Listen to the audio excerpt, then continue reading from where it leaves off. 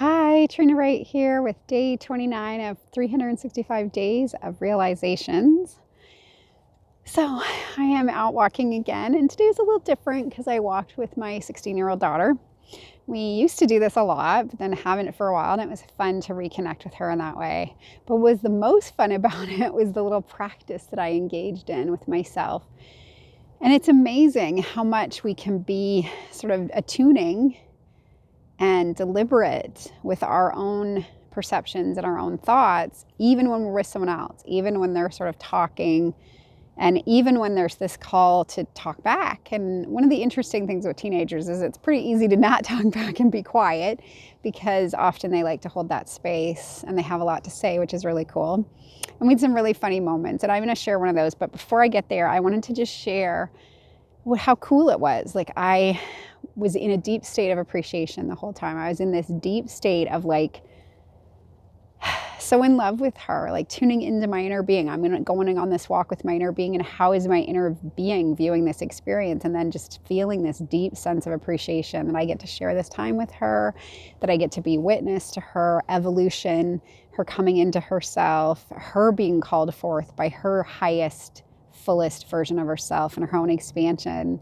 And just to be a witness of that was really beautiful and really cool. And to be like, wow, she just turned 16 and she's having fun walking with her mom. And I just feel in so many ways like we see beyond that. Like, even though I'm her mom and I was goofing around with her saying maybe she should call me something other than mom, it was really interesting because I feel like there's this depth to our seeing of each other. And of course, the more that I see her in that light, the more that then it opens and she can see me in that light. So I also was playing this game with myself because she had this tiny little rant about just her own appearance and some things about it that she wishes were different. And it triggered me to just be like in this space of like, how does my inner being see her? And then I flipped into how does her inner being see her? And I even said to her, but you're so beautiful, you're so perfect, because that's, if you saw yourself the way your inner being sees you, then how could it be anything other than that? Everything about you is just perfect. There's nothing that needs to be any different. And how easy it is for us to fall into this sort of little trap that like, no, I'm not worthy enough. No, I don't look right. No, this should be different about me. No, that should be different about me. When it's really just a choice. We can just choose in any given moment to always see the best in ourselves and to remember that we're vibration. So our body just emulates that vibration. And I'm sure we can all relate. We've all had an experience where you could see someone that doesn't quite match some, I don't know, out in the world version of what it means to be beautiful, and yet they're radiating, they're vibrating, they're lit up. The light is shining so brightly that you just feel this pull towards them. And it doesn't have anything to do with how they look. It has to do with how they carry themselves, the confidence that they have, yes, but also the deep feeling that they feel of being full from the inside out. And I don't even know if some people that probably aren't even aware of it, they've just tapped into it. But that's the resource that's worth tapping into. And that's the voice that we want to listen to. And so as a parent, it's like, how can I encourage her to see from that perspective the world? And the funny little thing she said is, at one point she said, all you grown-ups think, parents think that they know everything, but really us teenagers know everything. And it was just a funny little moment because that is the epitome of her and my relationship, is this playing back and forth between how much does she know and how much do I know. And I don't want to be teaching her about the physical path in a way that moves her from herself. I want to help her to remember who she is and come into that knowing, and to be hooked up and connected with her inner being, her only true sense of well-being and source. Not looking at it to me for it, not looking at other people, but just looking within to find that. And so I feel like that's sort of my directive. And sometimes it works and sometimes it doesn't, because anyone that is a teenager knows you sometimes have to play it a little different. You can't always come at it straight on, but she's pretty easy with that. And I feel like she's really open and wanting to have that expansion and that understanding of the fullness of who she is. So that was the first part. The second part that I want to share is that earlier this morning, through my meditation and my writing, I stumbled upon this idea of this already and always idea. You know, it's talked about a lot in the enlightenment or self-realization side of things, that we're always and already. I don't know, we're always and already, I'm not sure what it is, but awakened awareness, all that stuff. And what I've been playing with lately is, let's just keep it simple. Let's make it as simple as that my inner being is connected to source. And as long as I'm attuned to that, then I'm good, so to speak. And how do I know? Well, I know because I have this emotional guidance system that tells me when I don't feel good, the connection isn't so good, or I'm seeing something in a way that source and my inner being wouldn't. When the connection feels good, or when I feel good, then it just means I'm hooked up and connected. So then I started to think about, well, I've often thought of it as if there's these two parts to myself. There's like two, like literally almost like two beings, like this source-based being and this human being, like as if sometimes I'm sourcing and sometimes I'm humaning, and they're really separate. And sometimes I even have moments of beating myself up because I feel like I'm too identified with the person or the physical self. But at the same point, I came into this environment so that I could play. And so my source energy could be embodied and come out through this physicality, through this physical expression. So I need to have that. And I need to even have a little bit of that identification as being a person and as being this personality. So how can I bring these things together, which is what I think of when I think of blending. So what I realized this morning as I share this realization is that I and my inner being are one.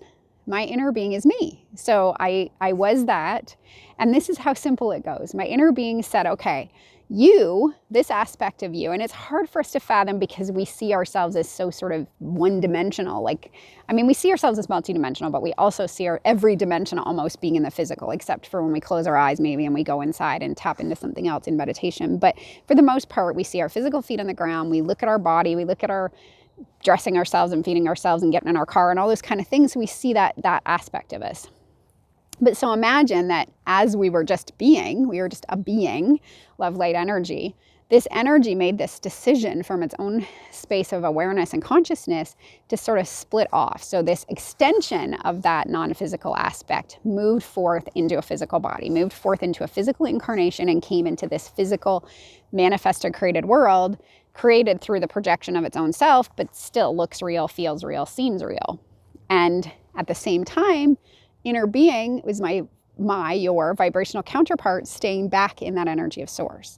So then I say, okay, so now that part of me is in source and I'm here, and often I forget what she thinks and I want to be more what she thinks, and I want to be more love and I want to be more joy and I want to know the fullness of who I am. But I can't do that. Oh, I'm off. Oh, I'm out.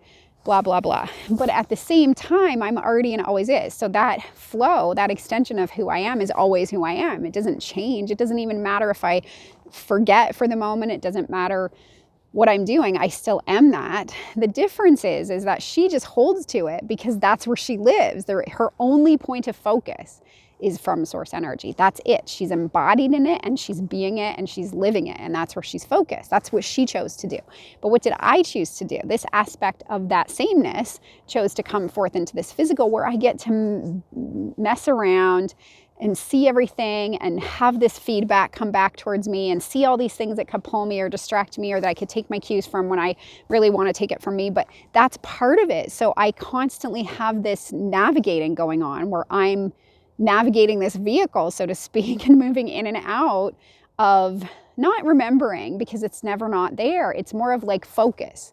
So sometimes I get so enamored with what's going on physically. It's not that I ever forget, so to speak. It's just that it's not in my focus at that point. And sometimes it doesn't even serve me to have that be my focus because I'm so into the thing that is happening in front of me.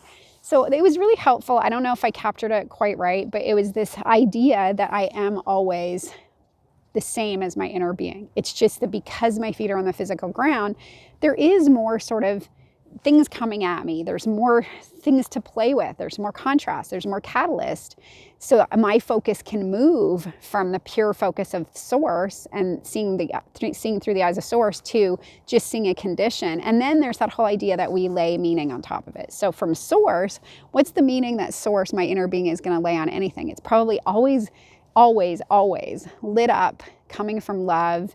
You know, that idea that we see through the eyes of source, the perfection of everything. I see you as an unlimited, infinite, creative being that is in every moment capable of whatever it is that you could possibly imagine, think, or desire. But then when you come into this, I have that as the basis, but then I have this idea that I've pulled in, like, oh, I had that experience where it didn't go that way, or I feel this, or because my beliefs and thoughts are also coming into play and making this experience look real to me, which is then calling me to question some of those things, but it never shifts. It's just that I've allowed my focus to go to that other point.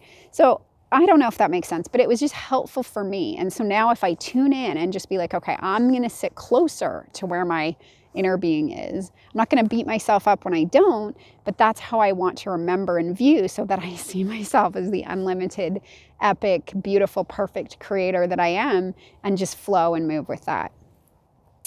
Really cool, and really cool to remind ourselves who our inner being is, because our inner being is us.